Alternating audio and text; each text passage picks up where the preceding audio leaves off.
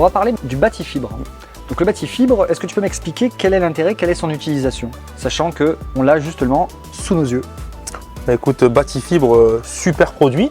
Alors, on est sur un drain en pied d'ouvrage, donc sur une section adaptée aux domestiques. Donc c'est un drain de diamètre 90 à cunette plate, fente inclinée vers le haut bien sûr. Donc l'argument de ce produit, c'est que le complexe géosynthétique qui l'entoure permettra de le poser en tranchée avec un remblaiement immédiat.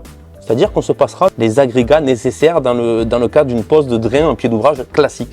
Donc en fait, si je simplifie, au pied de l'ouvrage, on va mettre en périphérie le bâti-fibre et c'est fini. Il n'y a pas besoin de sable spécifique, il n'y a pas besoin de géotextile, il n'y a pas besoin de gravier. On le pose et on remblait directement en fait. Exactement, c'est le drain, de sous-bassement le plus facilement utilisable du marché. D'accord, ok.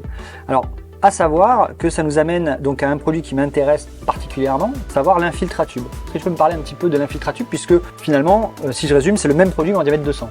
Exactement, c'est tout bonnement le même produit en diamètre 200, donc une plus grosse section qui est adaptée pour de l'eau pluviale, donc qui dit eau pluviale dit gros débit, voilà, ou en sortie de filière en infiltration pure en sol.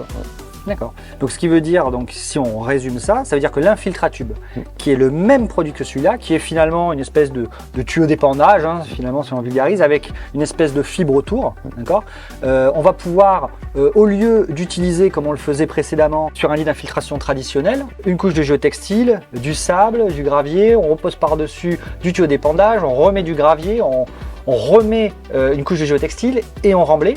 Là, sur le lit d'infiltration, on va pouvoir faire le trou, les poser, remblayer. Voilà, c'est le tuyau qui permet avec son complexe géosynthétique d'être posé de la plus simple des façons et remblayé avec ce qui vient.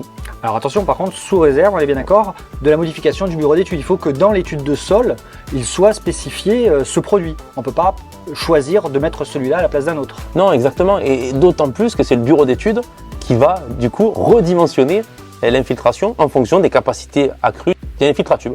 D'accord, d'accord.